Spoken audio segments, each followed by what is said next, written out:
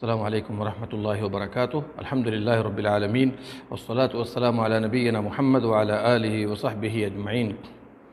آج میں ایک مسئلہ آپ کے سامنے پیش کرنا چاہتا ہوں عورتوں کے تعلق سے۔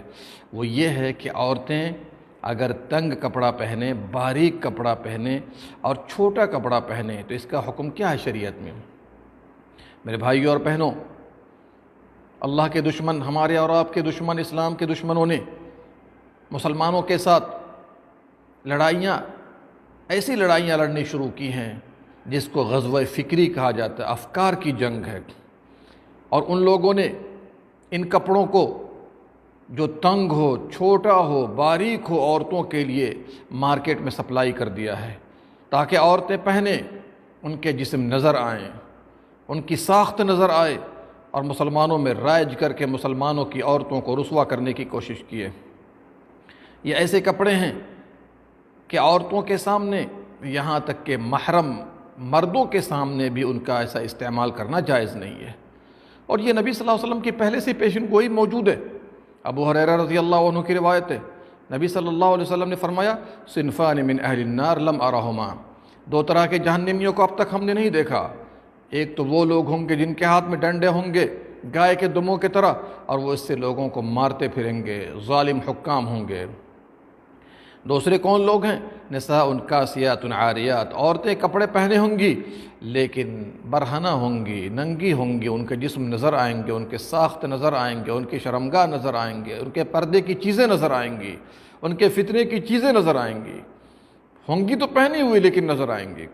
ممیلات مائلات، مائل ہونے والی ہوں گی، لوگوں کو مائل کرنے والی ہوں گی۔ ان کے سر بخت اونٹنی کے کوہان کی طرح ہوں گی، سبحان اللہ۔ اور اس حدیث کی پیشن گوئی پر غور کیجئے، وہ کیا کریں گی؟ اپنے بالوں کو جوڑ کر گچھے بنا کر کے اٹھا کے رکھیں گی۔ شریعت نے اس کو منع کر دیا ہے۔ عورتیں بہت سے حالات میں اپنے بالوں کو جوڑ کر کے گچھا بنا کر کے اس کو باندھ لیتی ہیں اوپر سے۔ اس حدیث پاک کی روشنی میں علماء کی ایک بڑی جماعت نے صراحت کیا کہ یہ جائز نہیں ہے۔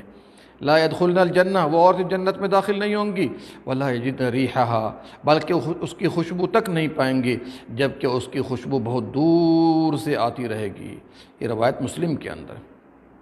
میرے بھائیوں، آج مسلم خواتین میں ایسی ہیں جو کھلے کپڑے پہنتی ہیں، نیچے سے کھلا ہوا، سینے پر سے کھلا ہوا، پیچھے سے گردن کے نیچے سے کھلا ہوا، یہاں تک کہ بہت سی خواتین ایسی ہیں جن کے ٹخنے کھلے ہوتے ہیں اور جن کی رانیں اور پنڈلیاں کھلی ہوتی ہیں۔ اللہ ہم سب کی حفاظت کرے، ان عورتوں کی بھی حفاظت کرے۔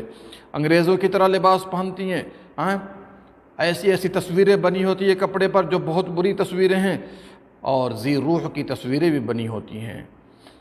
آئیے میں آپ کو اختصار کے ساتھ بتا دوں عورتوں کے لباس کی کیا کیا شرائط ہیں۔ پہلی شرط یہ ہے کہ ان کا لباس مردوں کے لباس سے مشابہ نہ ہو، دھیان میں رکھیے۔ دوسری شرط، کفار کے لباس سے مشابہ نہ ہو، جیسے آج پینٹ ہے، جینس وغیرہ ہے، بالکل زرد کپڑے کا ہو، زرد کلر کا کپڑا ہو، یہ سب پہننا عورتوں کے لیے جائز نہیں ہے۔ مردوں کی طرح شرٹ وغیرہ نہیں ہونا چاہیے۔ تیسری شرط، شہرت والا لباس نہ ہو، ایسا لباس نہ ہو کہ وہ لوگوں کے درمیان فیمس ہو جائیں اور ان کا ارادہ بھی ہو اپنے آپ کو فیمس کرنے کا۔ چوتھی شرط، لباس میں فضول خرچی نہ ہو۔ اگر ہمارا کام 1000 سے چل جائے تو ہمیں کیا ضرورت ہے 15,000 کے خریدنے کی۔ پانچویں شرط، ایسا لباس ہونا چاہیے جو تمام جسم کو ڈھک دے اور ساتھ ساتھ جو ان کے محرم نہیں ہیں ان کے سامنے ذرہ برابر بھی جسم کا کوئی حصہ نظر نہ آئے۔ چھٹی شرط کیا ہے؟ بالکل باریک بھی نہ ہو، تنگ نہ ہو، باریک نہ ہو اور چھوٹا نہ ہو۔ اسی طرح زیب و زینت والا لباس نہ ہو۔ گھر سے باہر نکلیں جہاں پر غیر محرم ہو تو پردے کا اہتمام، حجاب کا اہتمام ضروری ہے۔ اسی طرح ایک اور شرط لے لیجئے کہ اس میں صلیب کی تصویر نہ ہو، عذی روح وغیرہ کی تصویر نہ ہو۔ یہ چند شرطیں تھیں، ہم نے بتا دیا آپ کو۔ عورتیں ان کے پابند بن جائیں، اللہ ان سب کو نیک بنا دے۔ ہماری ماں، بہنوں، بیٹیوں، بیویوں سب کو باری تعالیٰ غیرت دے، حیا دے، شرم دے، اور ان کو پردے میں رہنے کی توفیق دے، آمین۔ اور برائی سے بچائے، آمین یا رب العالمین۔ اللہم صلی علی نبینا محمد وعلی آلہ وصحبہ اجمعین۔